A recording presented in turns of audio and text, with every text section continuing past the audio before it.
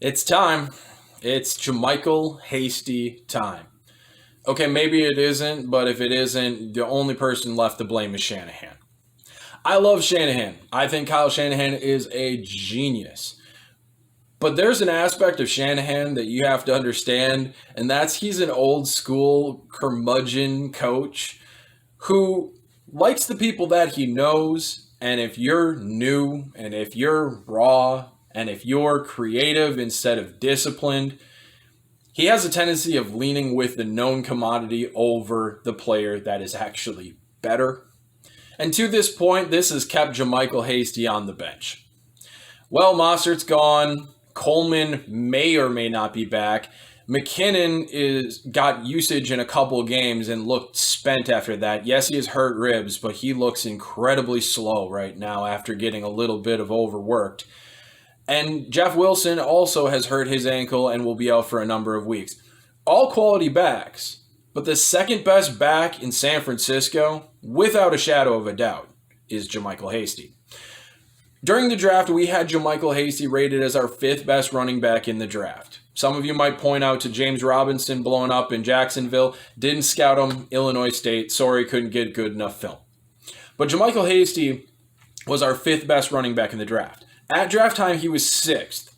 But I had an eerie feeling in the pit of my stomach about Cam Akers that I couldn't sort out at draft time. There's an asterisk on our running backs list saying that Akers is fifth, but we're not sure yet. In June, we had seen the tape that we needed to see on Akers, and we said Hasty's fifth, Akers has dropped. And you might say, how did an undrafted running back move up your list? But we scout what we scout, and we see what we see, and I've done this long enough that I had confidence in my board. So much confidence, in fact, that when he went undrafted, I immediately penned an article stating that he was the best fantasy football value pick in the entire league. And if you're in a deep league and you took him in the third or the fourth round of a deep dynasty league, you are dreaming right now because he is on the verge of it. Now, Shanahan hasn't played him. The San Francisco Chronicle and all the newspapers out there have been screaming for him since training camp. They are in love, and they should be. Fred Warner has pointed out how he looks on the field and how he jumps out on tape with what he is able to do. That's a Pro Bowl linebacker.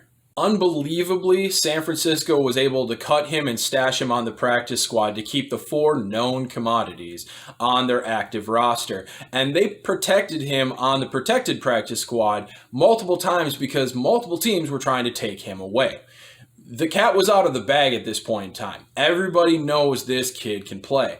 And if you've watched him in his games to this point, he's the second best running back in San Francisco, folks. Jeff Wilson ran his guts out versus New England. Phenomenal game on his part. Hasty's more dynamic. Hasty's more explosive. Hasty's more powerful. Hasty, his vision's better. He's more creative. Hasty is the better back. And the only person who hasn't bought in at this point in time is old school, old soul Kyle Shanahan. And he might not get a choice anymore.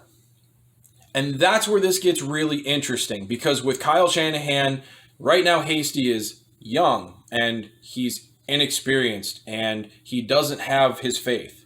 And he can say all the positives that he wants about Hasty, but that's the fact of it. He does not have faith in Hasty yet. But with all of these coaches, you put them on the field when you have to put them on the field. And once they start to prove that they are performing, they hit that line, and all of a sudden, the faith is there. And from that point on, it's done.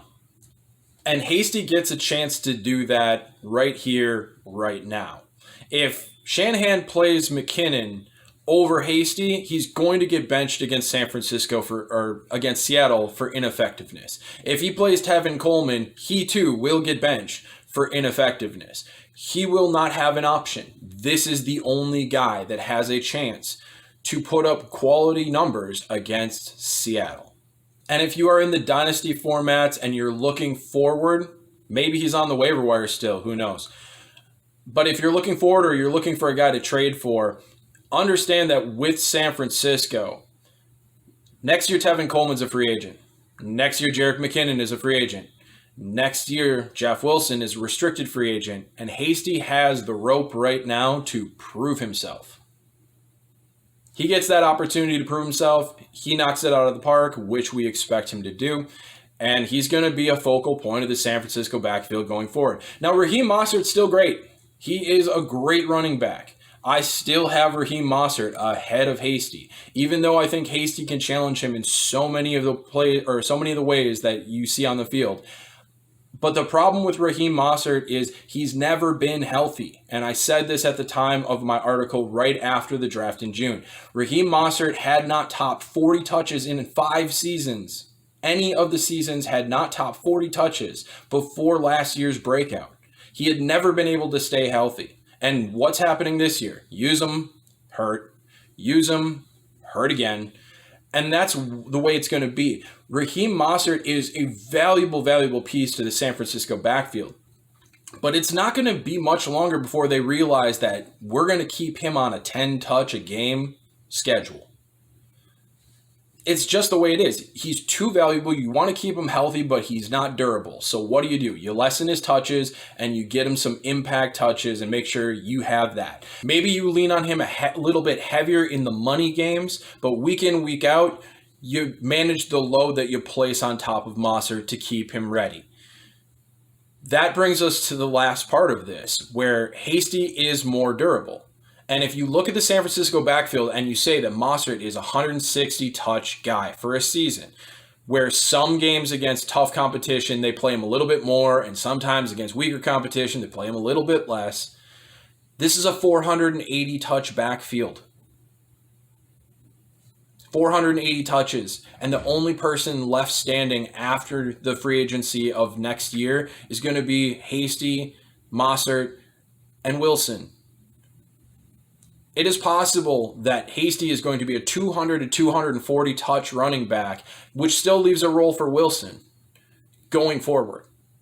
San Francisco has not invested high assets in their running backs. They paid McKinnon, blew up in their face. They paid Coleman. Didn't work out as well as Breida, who's undrafted, Mostert, who they got off of the waiver wire, and Jeff Wilson, who was also undrafted, and now JaMycal Hasty, who is undrafted. I don't expect them to invest in the running back position ever, because it's not necessary. What's necessary is having a number of different players who fit a certain group of roles and lessening the load on all of them so that none of them break down and none of them get overtaxed. And that's going to put JaMycal Hasty on about 220 to 240 touches a year. This is his chance to shine. So do I recommend playing him against Seattle? I'm still skittish about it. If you're desperate, roll the dice. But it's coming. And this guy who was undrafted, who we had 5th overall on the running back depth chart going into the draft, is about to become a thing. This is a guy we rated high. And when he went undrafted, we doubled down.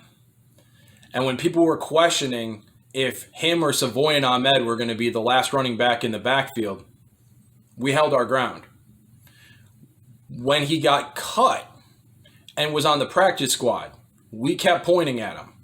And in week 3, when he finally got elevated to the active roster after the injuries of Coleman and Mostert, we told people that had a deep spot on the bottom of their bench, scoop them up and hold them. Here we are. It's week 8. Tony Romo compared him to Marshawn Lynch. Mini Marshawn is trending. He's a high pickup on the fantasy waiver wire and being recommended by many people. Fred Warner is singing his praises, and everybody in the San Francisco media is singing his praises. This is what we do. This is why you want to be here. And this isn't the first time, because we had Philip Lindsay too.